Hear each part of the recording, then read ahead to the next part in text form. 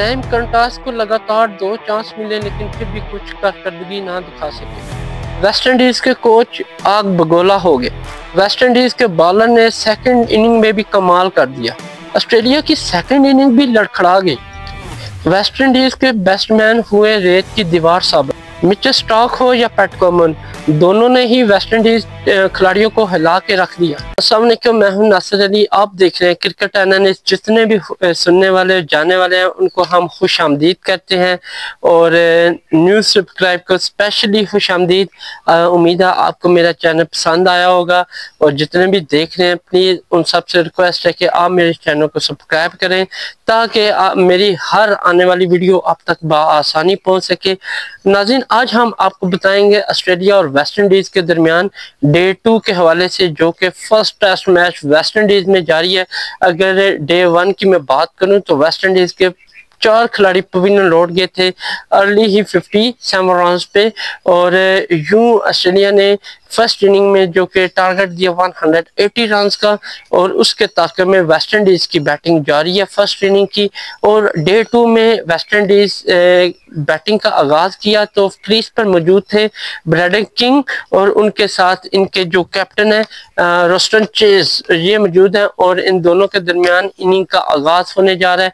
और वेदर की अगर मैं बात करूं तो वेदर बिल्कुल क्लीन और बिल्कुल सनशाइन था और क्राउड की काफी भारी तादाद मौजूद थी। और क्राउड के साथ साथ आज मैंने एक नया क्राउड भी देखा, वो है किड्स। जी हाँ, स्कूल्स के बच्चे और काफी भारी तादाद में वो मौजूद थे और काफी जोश था उनमें और नारेबाजी भी हो रही थी ग्राउंड में। तो चलिए बढ़ते हैं। इनिंग के हवाले से मैं कुछ डिटेल आप तक शेयर करना चाहूंगा। अगर मैं बात करूं ब्रैडन किंग और रोस्टन चेज की, तो उन्होंने इनिंग का आगाज किया लेकिन इन दोनों के दरमियान कुछ खास पार्टनरशिप ना हो सकी और ब्रैडन किंग अर्ली ही पवेलियन लौट गए और ऑस्ट्रेलियन बॉलर को कह रहे हैं कि आते ही ब्रेक थ्रू दिलवाया। अगर मैं ब्रैडन किंग की बात करूं तो उन्होंने जस्ट 26 रन बनाए और वो हिल्सवुड का शिकार हुए। उसके बाद रोस्टन चेज क्रीज पर मौजूद है, उनका साथ दे रहे थे साई होप और इन दोनों के दरमियान पार्टनरशिप का आगाज हुआ और बड़े संभल के बड़े मोहतात अंदाज से खेले। अगर मैं फर्स्ट सेशन की बात करूं तो फर्स्ट सेशन बड़ा ही कामयाब रहा, वेस्ट इंडीज के नाम रहा, क्योंकि फर्स्ट सेशन में जस्ट 1 विकेट ही गिरी, वो थी ब्रैडन किंग की। उसके बाद इनके जो रोस्टन चेज कैप्टन है और साई होप के दरमियान लॉन्ग पार्टनरशिप हुई और इन दोनों के दरमियान पार्टनरशिप बड़ी अच्छी रही। अगर मैं फर्स्ट सेशन की बात करूं तो 135 रन पे इनके 5 ही खिलाड़ी पवेलियन गए थे और यकीन माने कि मुझे ऐसा लग रहा था कि 180 रन ये अचीव कर लेंगे और ऑस्ट्रेलिया को काफी भारी लीड की तरफ ले जाएंगे। फिर जब सेशन 2 का आगाज हुआ तो ऑस्ट्रेलियन बॉलर कुछ रेस्ट के बाद अपनी परफॉर्मेंस दिखाना चाहिए और एक के बाद एक विकेट ली और वेस्ट इंडीज खिलाड़ियों का शिकार किया। अगर मैं वेस्ट इंडीज के कैप्टन की बात करूं तो उन्होंने 44 रन बनाए रोस्टन चेज ने और वो पैट कॉमन का शिकार हुए। उसके बाद अगर मैं बात करूं इनके साई होप की, तो वो भी उन्हीं के पीछे पीछे पवेलियन लौटे और उन्होंने 48 रन बनाए और वो वेबस्टर का शिकार हुए। वेबस्टर को इन्होंने बॉलिंग का आगाज करवाया फर्स्ट इनिंग में और देखना चाहा कि वेबस्टर कुछ विकेट ले पाते हैं या नहीं। इनके पास तो कैमरन ग्रीन भी मौजूद था लेकिन फिर भी ये वेबस्टर से बॉलिंग का इन्होंने आगाज कराया। और उसके बाद अगर मैं देखूं तो वेबस्टर ने बड़ी ही शानदार बॉलिंग की और एक ओवर में 2 विकेटें ले उड़े। अगर मैं बात करूं इनके जस्टिन ग्रेव्स की, तो उन्होंने जस्ट 4 रन बनाए और वो भी साथ ही पवेलियन लौटे और वेबस्टर का शिकार हुए। यूं एक के बाद एक वेस्ट इंडीज खिलाड़ी रेत की दीवार साबित हुआ और टारगेट की तरफ लूज होता मुझे दिखाई दिया। अगर उसके बाद मैं बात करूं अलेक्सी जोसेफ की, वो क्रीज पे आके कुछ मज़ाहमत उनकी तरफ से नजर आई और न सिर्फ मज़ाहमत बल्कि अपनी टीम को लीड से बचाने की भी वो पूरी कोशिश कर रहे थे, लेकिन उनके साथ कुछ प्लेयर उनके बॉलर्स जो कि ना रुक सके। अगर मैं बात करूं समर जोसेफ की, तो 8 रन बनाए और मिचेल स्टार्क का वो शिकार हुए। उसके उसके बाद जॉर्डन सेल्स की बात करूं तो उन्होंने जस्ट 2 रन बनाए और वो नथन लायन की बॉल पे पवेलियन लौटे। अगर मैं एलाजी जोसेफ की बात करूं तो बॉलर होकर 23 रन बनाए और नॉट आउट रहे और कमाल की उन्होंने बैटिंग की। ना सिर्फ 180 रन का लीड टारगेट पूरा किया बल्कि 10 रन एक्स्ट्रा लीड ऑस्ट्रेलिया को उन्होंने दी। अगर मैं बात करूं वेस्ट इंडीज ऑल खिलाड़ियों की तो उन्होंने 190 रन बनाए और उनके सारे खिलाड़ी पवेलियन गए और ऑस्ट्रेलिया को 10 रन की लीड दी इन्होंने। और क्या वेस्ट इंडीज के 10 रन बारी थे ऑस्ट्रेलिया पे और वेस्ट इंडीज ने पूरी इनिंग फर्स्ट इनिंग में टोटल ओवर जो खेले हैं वो 63.2 ओवर इन्होंने खेले हैं। तो कोई ज्यादा रन लीड नहीं दे पाए और ऑस्ट्रेलिया के लिए 10 रन लीड कुछ खास मायने नहीं रखती क्योंकि उनकी बैटिंग लाइनअप बहुत तगड़ी है। और अगर मैं बात करूं ऑस्ट्रेलियन बॉलर की तो मिचेल स्टार्क ने 3 खिलाड़ियों को पवेलियन भेजा। उसके बाद नथन लायन ने एक, पैट कॉमन जो कि इनके कैप्टन है उन्होंने 2 खिलाड़ियों को आउट किया और उसके बाद हिल्सवुड ने भी 2 खिलाड़ियों को पवेलियन भेजा।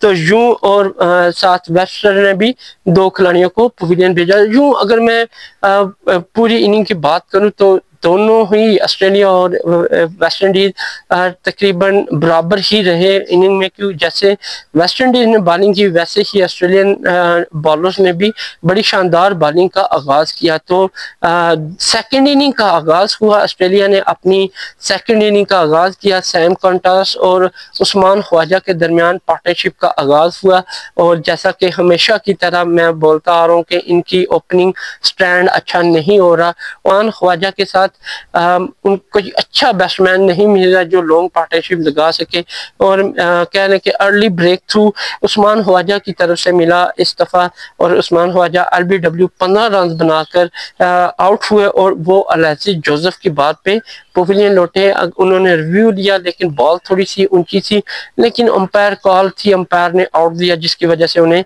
पवेलियन जाना पड़ा मजबूरन।